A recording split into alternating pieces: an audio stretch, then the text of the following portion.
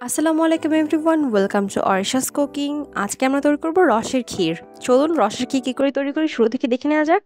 আজকে গ্রাম থেকে সংগ্রহ করা খেজুর গাছের খাঁটি রস দিয়ে খেজুরের রসের ক্ষীর তৈরি করব। চলুন দেখে আসি। চলেন খেজুর গাছের রসের ঠিলা দেখাই। দেখতে পাচ্ছেন সবগুলো খেজুর গাছে রসের ঠিলা বাঁধা। এই তো এক ঠিলা খেজুরের রস আনা হয়েছে, এটা দিয়ে আমাদের আজকে ক্ষীর তৈরি হবে। যেহেতু রস গাছে থাকে সেজন্য প্রথমে এটিকে ভালো করে ছেঁকে নিব। ভালো করে ছেঁকে নেওয়া হয়ে গেলে এটিকে ভালো করে জ্বালিয়ে নিব। অন্তত একটা বলক আনা পর্যন্ত জ্বালিয়ে এটিকে রেখে দিব। দেখতে পাচ্ছেন একদম মাটির চুলায় খেজুরের রস জ্বালিয়ে নিচ্ছি।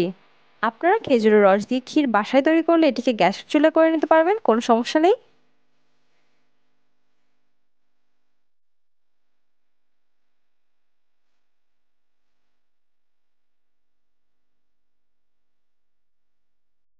খেজুরের রসে বলক এসে পড়লে ওপরে দেখছেন এরকম একটা ফেনা ফেনা হয়েছে, এগুলোকে আমরা ফেলে দিব তুলে। এবার ক্ষীর রান্না করার জন্য এখানে নারকেল কোরানো হচ্ছে।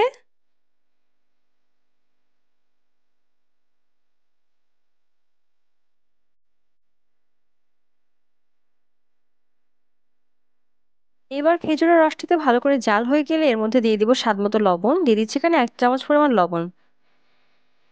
রসে মিষ্টির পরিমাণ যদি কম থাকে তাহলে এ পর্যায়ে আপনারা খেজুরের গুড় ব্যবহার করতে পারেন, অথবা কেউ চাইলে চিনিও ব্যবহার করতে পারেন। এবার রসটিতে বলক চলে আসলে এটিকে আমরা আরেকবার ছেঁকে নিব। ছাঁকা হয়ে গেলে বাকি প্রসেসিং গুলো একে একে করব।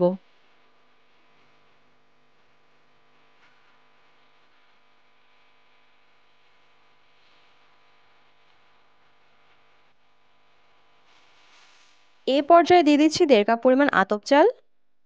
চালগুলো দিয়ে চালগুলো ফুটে যাওয়া পর্যন্ত অপেক্ষা করতে হবে।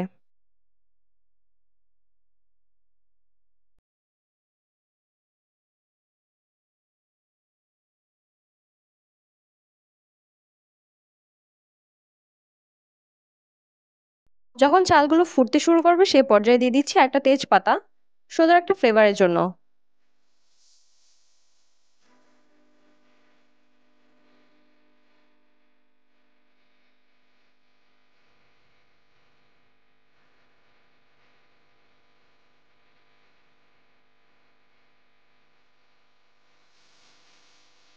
এবার যখন চালগুলো ফুটে যাবে সে পর্যায়ে দিয়ে দিচ্ছি 1 কাপ পরিমাণ নারকেল। আপনারা আপনাদের পছন্দ মতো নারকেলের পরিমাণ বাড়িয়ে দিতে পারেন।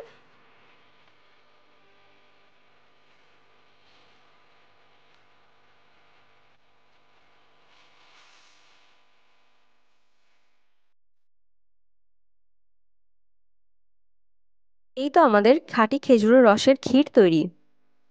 ক্ষীরের রেসিপিটি কেমন লাগলো অবশ্যই কমেন্ট করে জানাবেন, ভালো লাগলে রেসিপিটি শেয়ার করে দিবেন। এখন পর্যন্ত আমার চ্যানেলটিকে সাবস্ক্রাইব না করে থাকলে অবশ্যই সাবস্ক্রাইব করে দিবেন এবং বেল আইকনটি ক্লিক করে দিবেন যাতে নতুন নতুন রেসিপির আপডেট পেতে পারেন। কার কার খেজুর রসের ক্ষীর পছন্দ অবশ্যই কমেন্ট করে জানাবেন। Thanks for watching. আল্লাহ হাফেজ।